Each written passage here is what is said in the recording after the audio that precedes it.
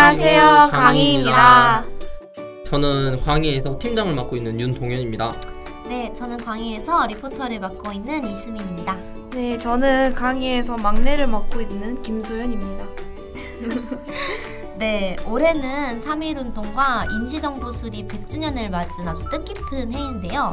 그럼에도 불구하고 더 많은 곳에 여전히 일제 잔재가 남아있어서 안타까움을 자아내고 있습니다.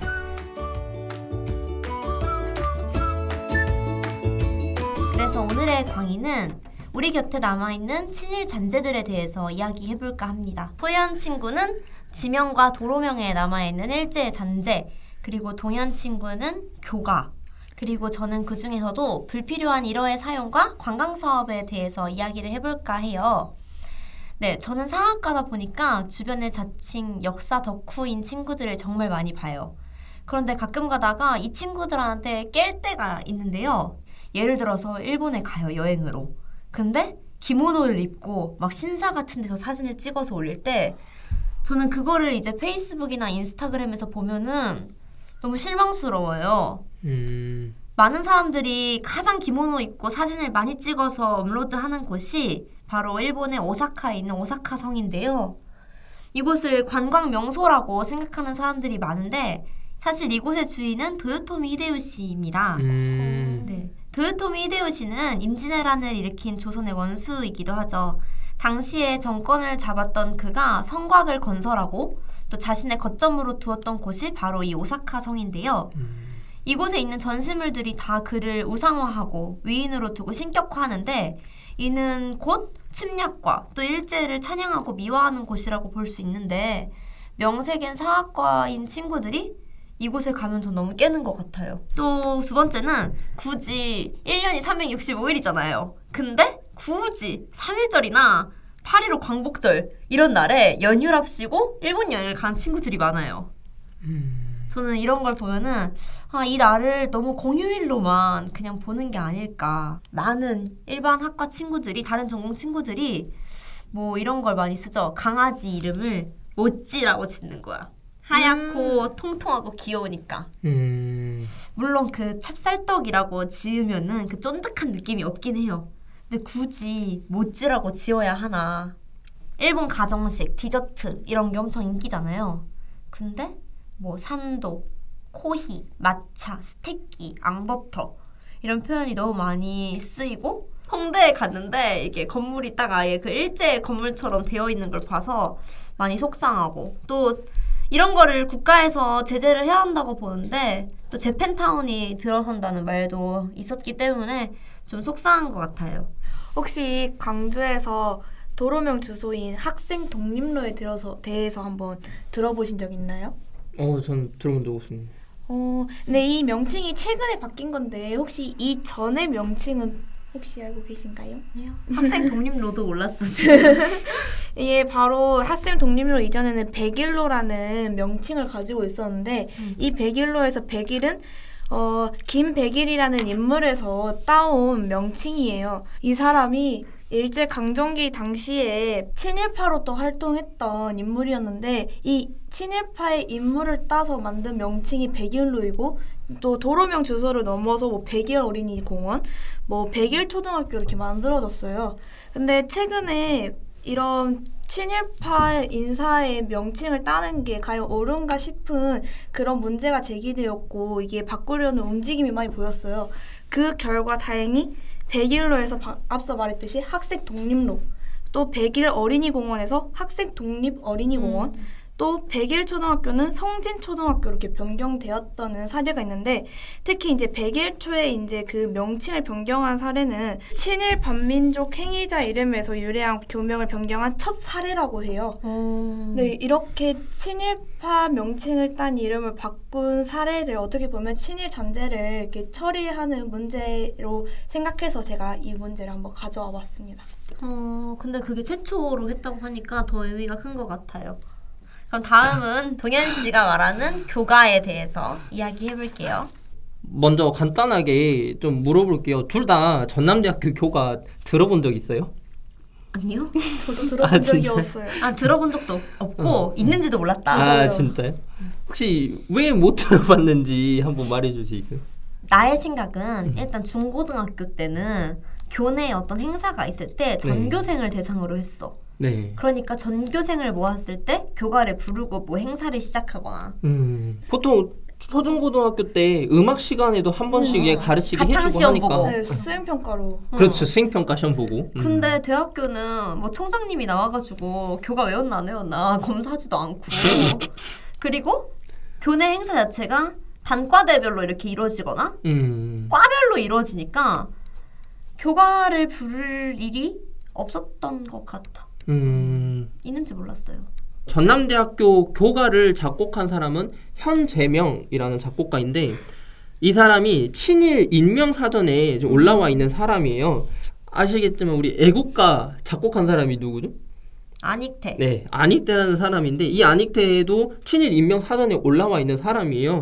간단하게 설명해드리자면 친일 인명사전에 나와 있는 내용은 친일 문예단체 조선문예회나 뭐 내선일체 사상을 주장했던 대동민우회 이런 곳에서 활동을 했던 사람들이고 또 친일을 자행했던 사회단체나 신문사 그런 주간의 대회에서 직접 친일하는 노래를 불렀던 사람이에요.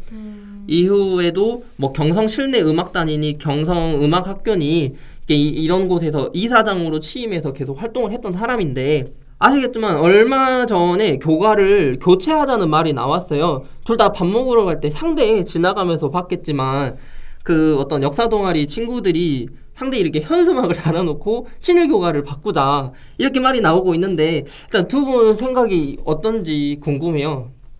저는 굳이 바꾸지 않아도 된다고 생각하는데요. 근데 갑자기 이게 너무 의견이 딴 거에는 다 바꾸자고 해놓고 여기에만 있어서 그런 건가? 편하게 말해. 왜냐면은 우리가 만약에 아까 말했듯이 교가를 만연하게 많이 사용한다면 바꿔야 한다고 생각하는데 애국가처럼 자주 쓰이지도 않고 제가 여태 교내 많은 행사에 참여했지만 교가 부르는 경우도 못 봤는데 그거를 굳이 친일파가 작사 작곡했다고 해서 바꿔야 하나? 그거는 그 교내에 불필요한 지출이라고 생각하거든요. 그거 바꿀 돈으로 차라리 다른 거를 좀 개선을 해주지.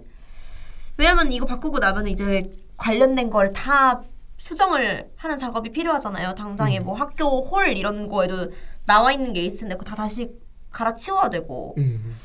근데 자주 안 쓰이니까 이거는 애국가를 차라리 바꾸지. 이건 많이 쓰이니까 애국가는. 많이 쓰이니까. 근데 교가는 전남대 교가를 뭐 많이 안 쓰니까 이거는 냅둬도 될 것 같은데.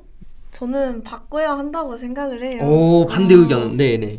일단 사용 빈도 이게 전남대 교가가 지금 현재는 별로 안 쓰일 수도 있죠. 언젠가는 전남대가 금방 이렇게 망하는 대학교도 아니고 앞으로 하면 100년, 200년 더 갈 수 있는 대학교인데 언젠가 한 번쯤은 교가가 이렇게 주목받은 날이 오지 않을까요? 큰 그림 그리겠다. 빅피처.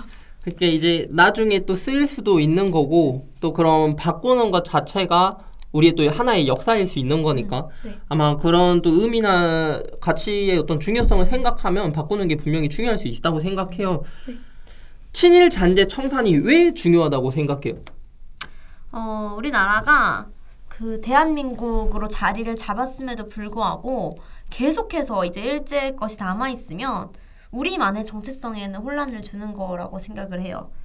근데 또 하지만 저의 개인적인 생각은 무조건적인 뭐 청산 이런 거 뭐 무조건적인 있는 거 다 때려 부시자 이런 것보다 부를 일이 있다면 뭐 동현아 뭐 우리 교가가 친일파가 만들었다는 사실을 알아?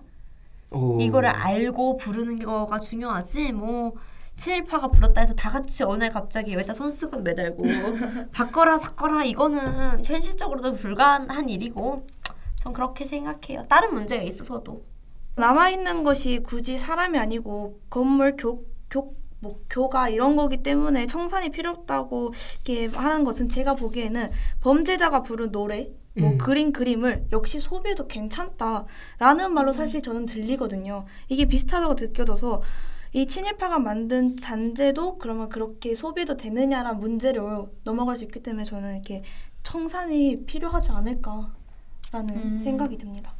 우리가 사실 독립국가, 자주독립 이렇게 독립 이렇게 외치면서 문화 부분에서는 독립을 하지 못하고 있다는 점은 좀 아쉬운 것 같아요. 이게 아까 애국가랑도 관련된 얘기인데 그래서 뭐 이런 부분에 대해서 좀 더 우리가 관심을 갖고 참여를 하면 그런 것들을 좀 느끼고 또 바뀔 수 있지 않을까 생각합니다. 어때요? 두 분은 우리 전남대학교 교가 바뀔 것 같아요?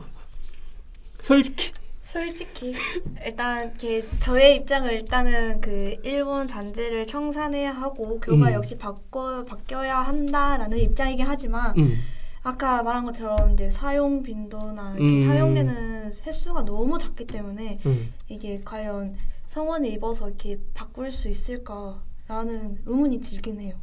관심이 부족하니까. 네. 어떤 것 같아? 바뀔까요? 근데 이게 바꾸려는 사람들이 있는데 내가 여기서 안 바뀐다라고 말하는 거는 그 사람들을 초치는 것 같으니까 그 말은 아껴하는 말이라 생각하고 만약에 바꾼다면 그 바꾸는 그 중심에 우리 광희가 있었으면 좋겠다 라는 작은 욕심을 내봅니다.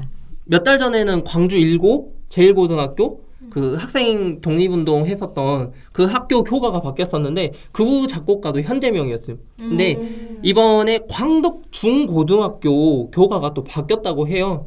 이렇게 계속 기억하고 바꾸는 노력들이 있으니까 뭐 친일잔재 청산 이렇게 남아있는 것들 좀 관심 갖고 계속 고쳐나갔으면 좋겠다는 생각을 합니다.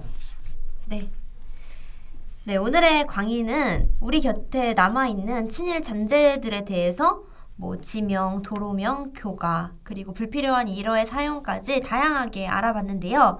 이렇게 우리의 인식들이 하나하나씩 모이고 우리가 알고 있다면 그게 언젠가는 개선이 될 거라고 생각해요.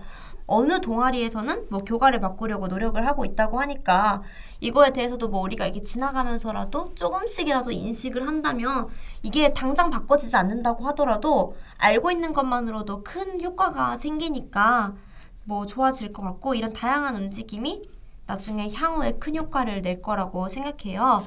지금 우리의 이 팟캐스트를 듣고 보고 계시는 많은 시청자분들도 오늘 저희가 몰랐던 사실에 대해서 많이 알려드렸다고 생각하니까 이렇게 우리가 모두 모여서 인식한다면 지난 100년에서 이렇게 많은 발전으로 성장한 것처럼 향후 100년에는 뭐 2119년에는 더 멋진 미래가 기다리고 있지 않을까요?